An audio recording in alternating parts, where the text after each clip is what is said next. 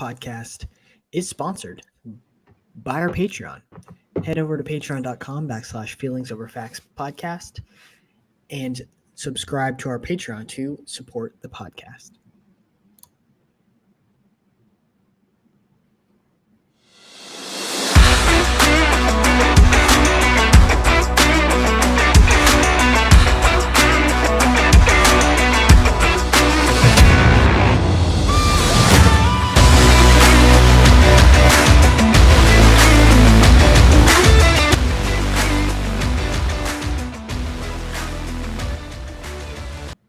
Welcome into the Feelings Over Facts podcast.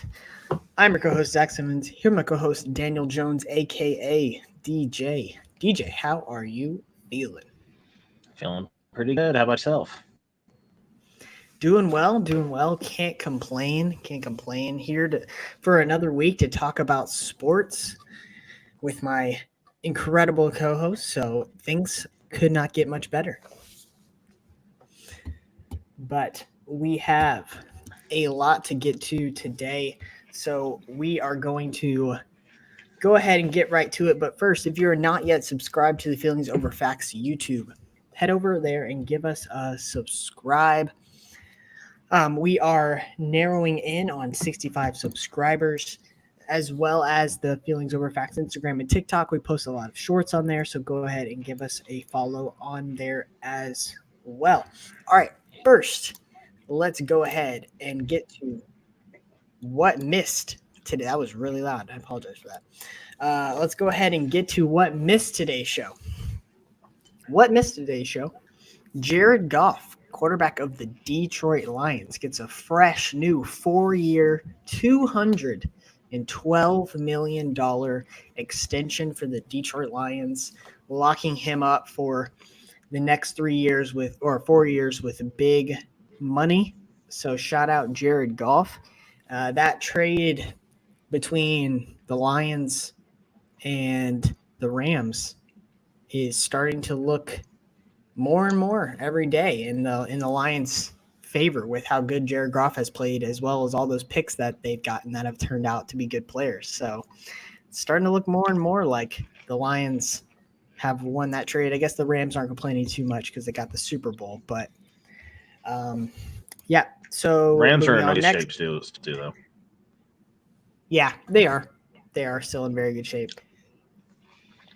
What else missed today's show? The NFL announces the first Monday night game of the season will be the New York Jets traveling to San Francisco on the West Coast to face the 49ers for the Jets playing in the Monday night football game, first Monday night football game 2 years in a row. Hopefully what happened last Monday night opener does not repeat this year is what they're hoping for.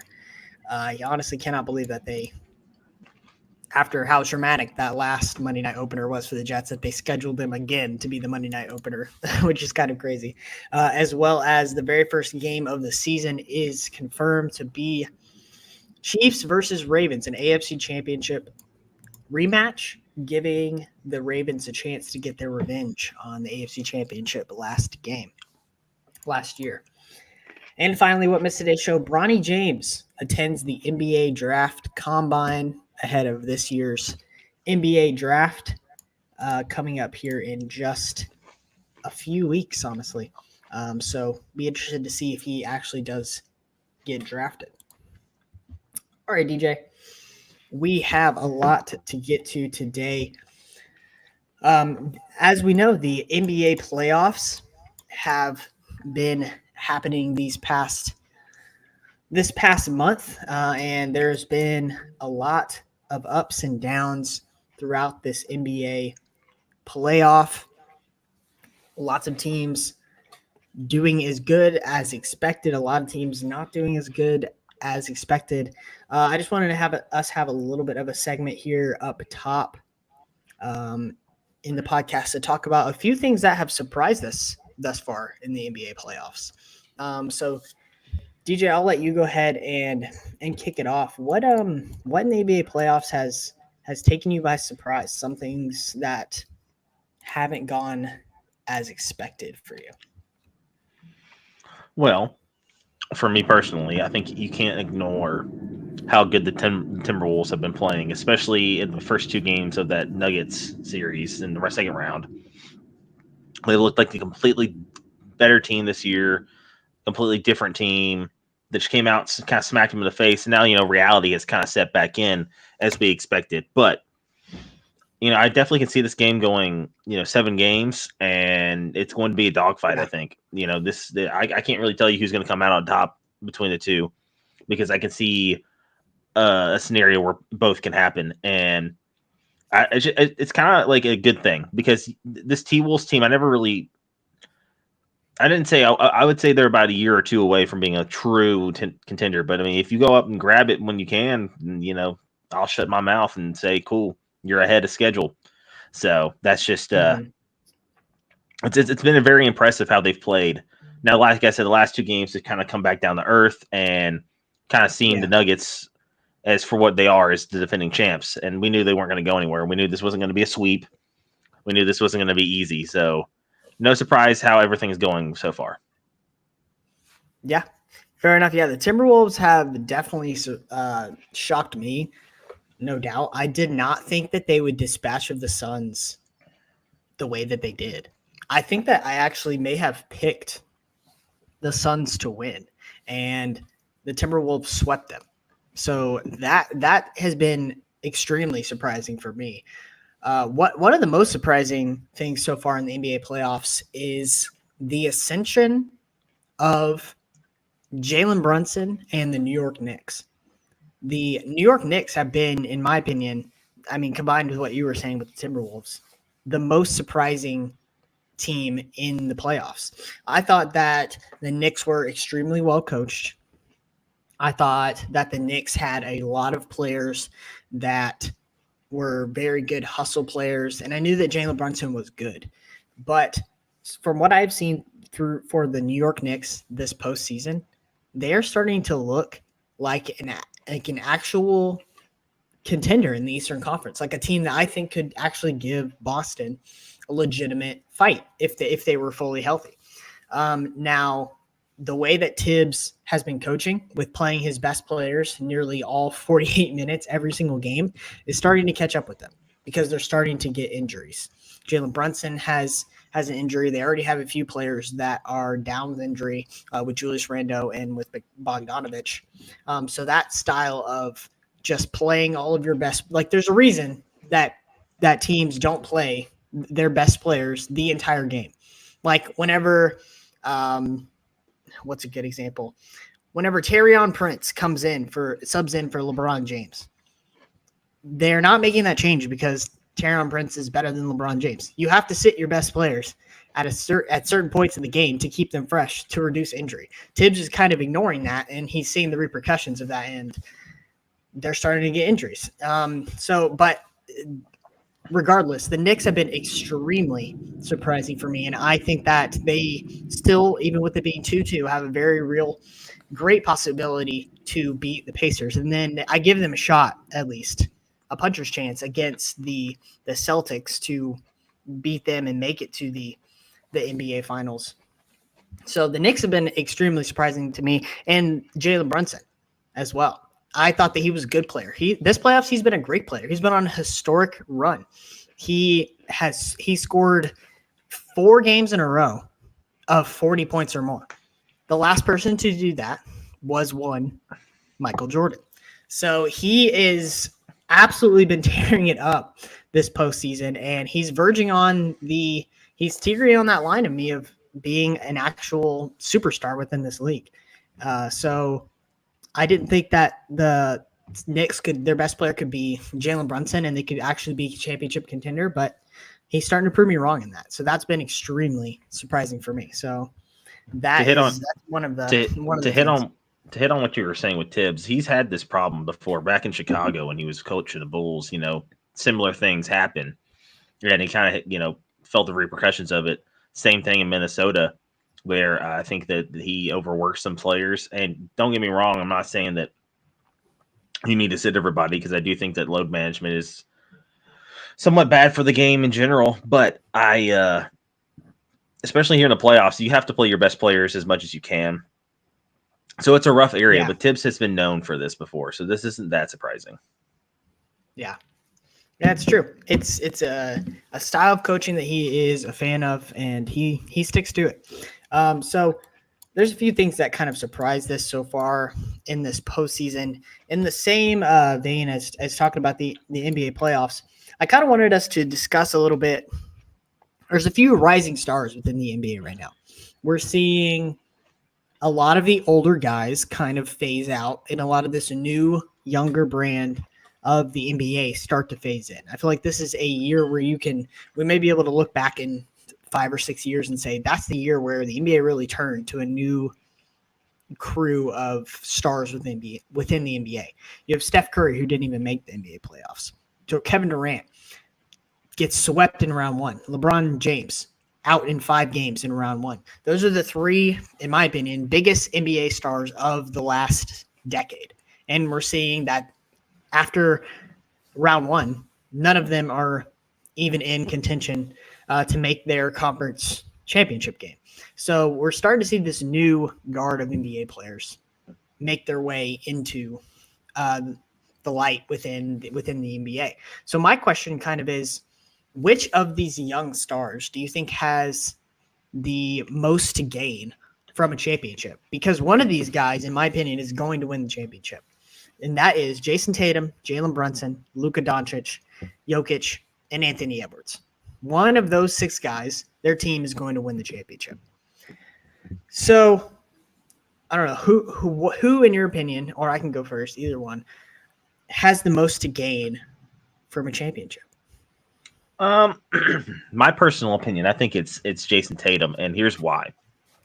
I think when it comes to like SGA and Brunson, maybe even Luka, Jokic has already done it, so I don't think. It adds to his legacy, but he's already kind of done it. So I don't think you can add. You just add more to the legacy, but he already has a legacy. That makes sense. Yeah.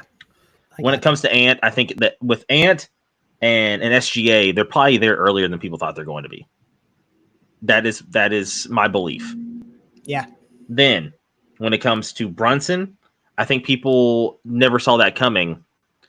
And so it's kind of like, oh, hey, look at you. You're overachieving already. Look, like, this is amazing. Because I don't think anybody saw Jalen Brunson being able to carry a team in the NBA like he has been. I certainly did. Yeah. So when it comes to Tatum, and the reason why I say Tatum emphatically is because he has been kind of the face of the Celtics ever since they drafted him. That year that they made it to the Eastern Conference Finals and ended up getting beat by the Cavs, he kind of took over that team, even though it was supposed to be Kyrie's team, but he was hurt all year. This guy has been they've kind of built the team around him and Jaylen Brown.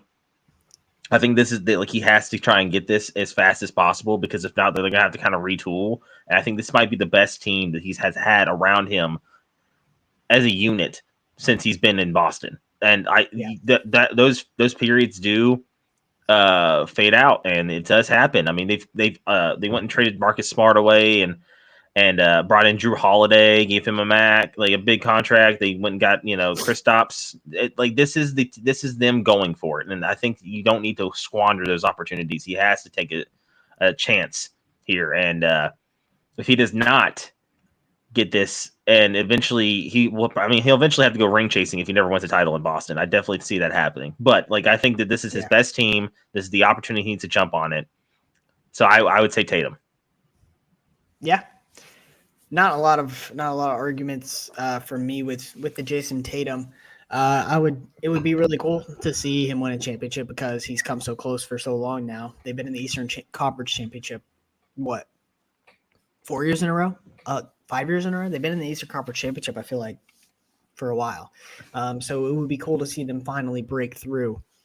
In my opinion, the most to gain kind of comes down to 2 people, and for very different reasons. If Jokic was to win it, it would be back-to-back championships. You're the best player on the best team winning back-to-back championships. He's a 3-time MVP now. If he was to get another championship, people will start saying about Nikola Jokic, is he starting to get into that top 20, top 15 all-time players? he's inching his way up there with this continued level of dominance. If he was to win another championship with the 3 MVPs, with how great he's looked, with the numbers that he's put up. Nikola Jokic, I think for me would be 2. Number 1 would be Anthony Edwards. I think has the most to gain with the championship. Youngest players to ever lead their team to the NBA Finals. LeBron James and Kevin Durant, both at 23. Anthony Edwards is 22. And he's already been being compared to Michael Jordan because of their game style similarities, as well as just physical appearance. Apparently, people are putting their tinfoil hats on and throwing out the theory that he's Michael Jordan's son somehow, which I think is kind of hilarious. But I think it's got to be Anthony Edwards because he is only 22.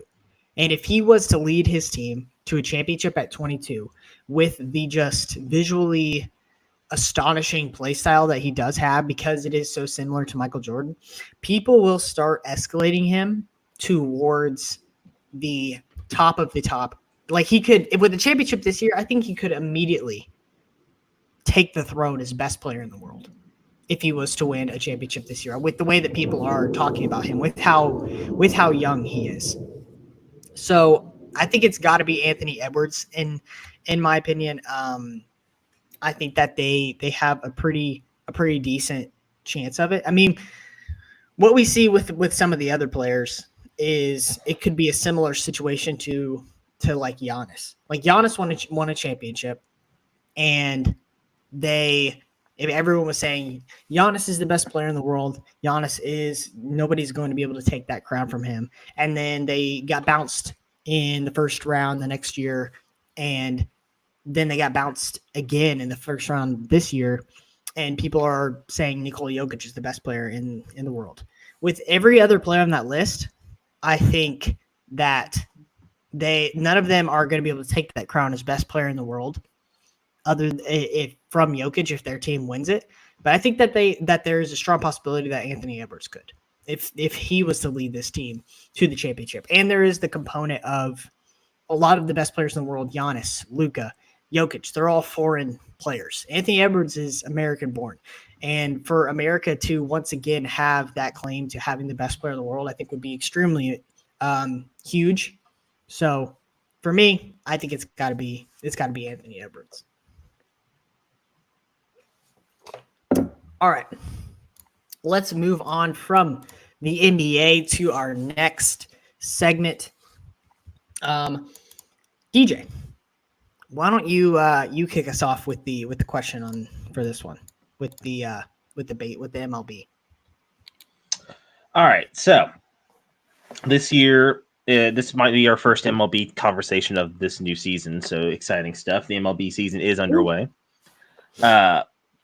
It seems to be that there has been quite a bit of pitcher injuries in the entire league itself, and I have seen some people talk about how it might have something to do with the pitch clock. So my question is the pitching clock to blame for how many injuries there have been in the pitching staffs of the MLB franchises this year? Zachary Simmons, your rebuttal. I mean, hold on one sec.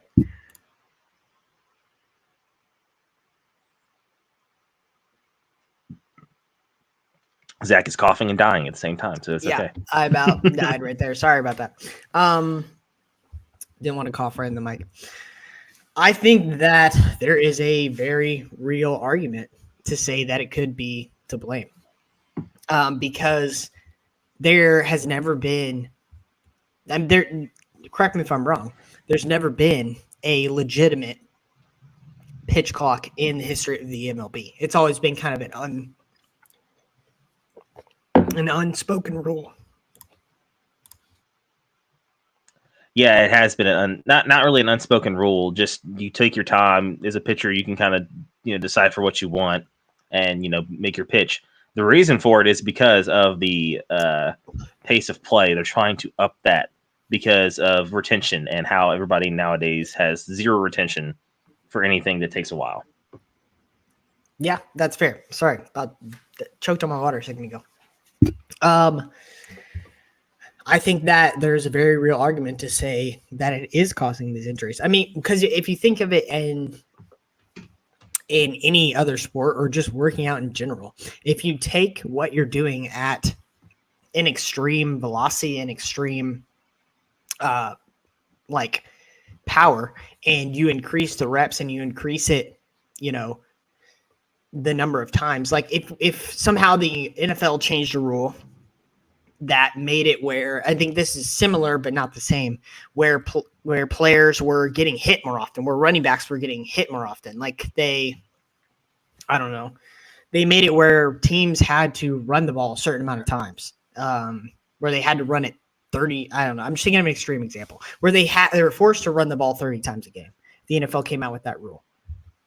And if running backs are getting hit more, they're obviously going to have more injuries. So I think that is in a similar vein to this. So I think it's a very direct correlation between these pitchers having to do the pitches faster with the pitch clock to the injuries. It has definitely been an adjustment, and I feel like some of the younger pitchers have had had an advantage with it being tested in the minor leagues beforehand. But soft tissue wear and tear injuries are going to happen, especially when you're repeating a motion over and over and over again. The speeding that process up could have caused some of the injuries, but I'm not going to throw it out to every single one. Freak injuries happen every year. I mean, look at the Braves. We lost Spencer Strider for the entire year. A huge blow to the pitching staff, but we've still kind of been on fire pitching wise, especially with Fried. Fried kind of missing out on the no hitter the other night. But yeah, I could see both sides of the argument. Personally, I definitely think that there's some kind of correlation to it because, like I said, you just same action repeated over and over and over again with your body. It's eventually going to catch up on some level. So that is my thought on it. Yeah, I mean that makes a lot of sense. I could definitely see that is to blame. You think because of these injuries at the MLB next season, it could make the pitching clock slower, or just do away with it altogether to try to reduce these injuries? No, I don't think that they'll get rid of it. I think they like the pace of play. The game has definitely been faster. People are kind of staying attentive to it more often. So I can definitely see them just, continuing that. I think that pitchers are going to have to train a different way because that's how sports is. Everybody just trains differently and can become stronger throughout the generations once you get used to something. And that's what I think is going to end up happening. Yeah, for sure. It seems like they're very happy with the increase in the pace of play and the watchability of the sport. So they're willing to risk a couple extra injuries, it seems. Yeah, for sure. All right, moving on to our next and final segment of the day. This is a very fun segment, one that I'm very interested to hear your answer. So up here soon this summer, the long-awaited NCAA college football game that was beloved by so many in the early 2000s to when did they discontinue it? Like 2012, 2014, around there. 2014 was the last one. Yeah. Mm-hmm. The NCAA college football that was beloved for so long by so many that was discontinued is coming back this summer. And everyone is very excited about it, as well as college football in general this upcoming season. So DJ, I wanted us to kind of have a little bit of a fun segment where we talk about who do we think has the best college mascot in college sports. I have a question. So are we actually talking about like legitimate like mascot? Like, yeah, they're this mascot. The mascot's this, or are we talking about like the actual mascot, or are we talking about the real life animal that is their mascot? We're talking about their mascot, not the actual thing. Okay. That's how I interpreted the question that I created. So, That's kind of where I was taking it, but you can really take it in any direction that you want. I kind of have two answers for mine. Okay, well, I'll let you go first. Okay. Two answers. Number one, I'm going with the Stanford tree. Just because of how iconic it is. If you've ever seen it, it looks like, I wish I could share my screen. I need to figure out how to get that setting back. But it looks like it was put together in like a kindergarten class. If you Google the Stanford tree, I know you've seen it before, but it literally looks put together so poorly, but it's so iconic and hilarious. Just the way that it looks, like it's so poorly put together, but that doesn't make it any less recognizable. And it's just so obnoxious looking, and everybody knows the Stanford tree. It's not even really like a soup. It's just like this little contraption that someone throws over the top of their body. So that is pretty hilarious, and I really like that one. And then number one, for different reasons, is Donald Duck for Oregon. Is also up there as one of the best mascots because of crowd engagement and just quality of mascot within the game. Like, you always see him at Oregon games. Well, Oregon has an amazing crowd at football games in particular. I'm talking about. The mascot is always surfing the crowd. He's always doing push-ups like on top of the ROTC guys thing. Like, the Donald Duck for Oregon is one of the most iconic mascots just because of his in-game antics.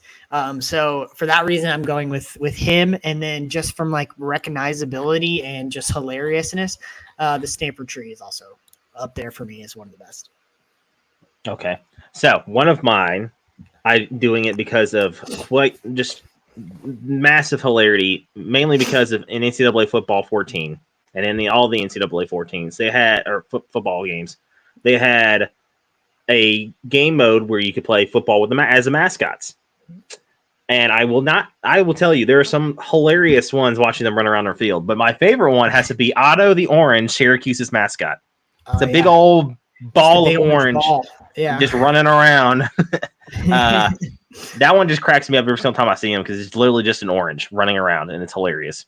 Yeah. So why can't you love that? And then I went with a real life option. And what I mean by real life mascot, I mean like someone that actually dresses up and plays the part, plays the role. And I have to go with Chief Osceola, the Florida State mascot. I think that is one of the coolest things in college football, is watching him go out in the middle of the field and throw the flaming spear. And I think it is one of the coolest things. I think the horse's name's like Renegade or something like that. I don't know. Yeah. It's sick. It's like, all right, that's pretty dope. But that would be my two favorite options at the moment. Also, you gotta love Big Al, because who doesn't love a big elephant? That's true. For a lot, I really don't like the like real life person ones where it's just like them. I do like the Chief Osceola one. That one's really cool because they get like authentic, like a guy who looks like he could be a chief. I don't like the Notre Dame one though, where it's just like a dude in a leprechaun costume. They just go get a drunk that's available on Saturdays. Yeah, that would be better, honestly. So I really don't like the ones that it's just a person. But yeah, there's some really fun ones out there. I really like Bucky Badger. He's pretty fun. That's one of the like best looking costumes Bucky Badger's is, as well as the buffalo from Colorado. Ralphie. Like Ralphie the real buffalo. Life, yeah, like a real life buffalo just charging across the field is pretty intimidating. If I was going in to face another team in football, if they had a real buffalo just charging across the field before the game, that's pretty intimidating. Not gonna lie, and pretty cool. So there are a couple other of my favorites. All right, so we blasted through our segments this week. DJ, let's go ahead and get into the most profitable segment in all of sports. The feelings over facts bets of the week. DJ, you want to go ahead and kick us off? I'll kick us off. All right, so I got a little bit of sports variety here in my bets. I like it. I like it. So let's start with baseball. It's kind of tough just betting baseball in general. It is. But I'm going with the Arizona Diamondbacks money line over the Reds today. It's kind of a pick 'em, but I like Arizona at home. I went with the home team there for that one. Yeah. Your new state team.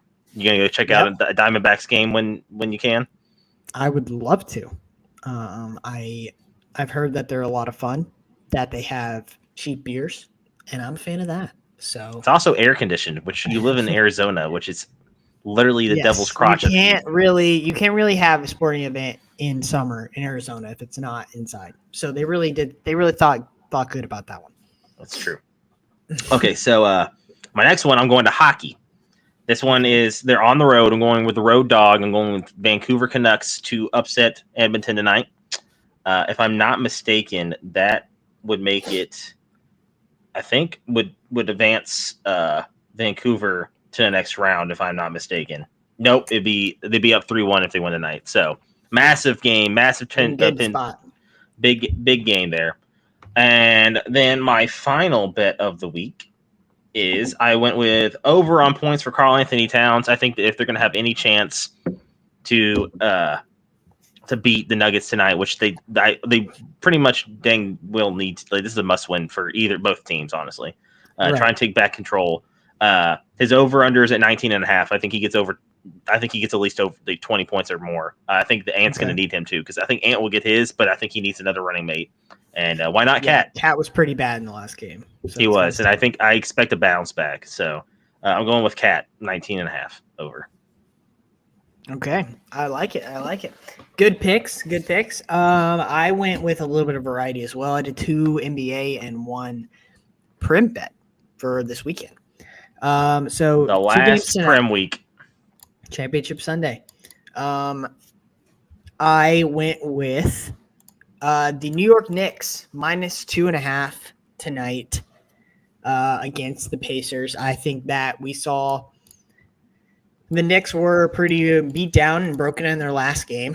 I think they've had a little bit of time to rest and recover, and I think Jalen Brunson's going to come out firing tonight. I like the Knicks -2.5 a lot, as well as I like the Timberwolves +4.5 in Denver. I know that Denver has looked really good in the last 2 games, but I think that the T-Wolves really want to get this game to be able to close it out in Minnesota in Game 6, because I know they do not want to go back to Denver for Game 7. To be able to have to beat Denver on their home court in a do-or-die Game 7, I think they want no part of that, so I think they're going to be going all out tonight. T-Wolves +4.5 in Denver. And then my final bet is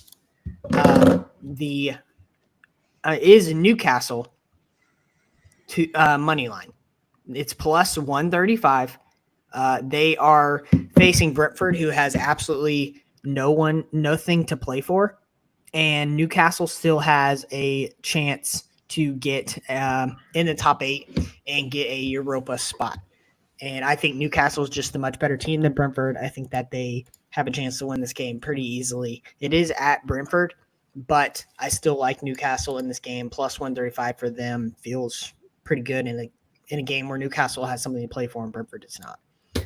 So those are my 3 bets of the week for the Feelings Over Facts podcast, most probable segment in all sports bets of the week. All right, let's wrap it up, DJ, with I know I talked really fast right there. No, it's raining really hard in my house right now. Oh, really? I can't hear it. Well, that's impressive. Yeah, well done by your mic. All right, let's do our feeling of the week. I'll go ahead and go first.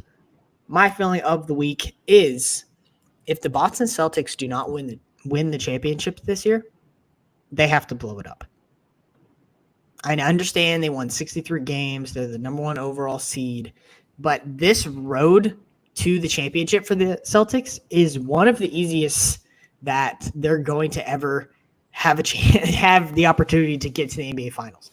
They have just kind of like blasted teams throughout the entire playoffs this postseason. Nobody's really even been watching their games because they've just destroyed everyone.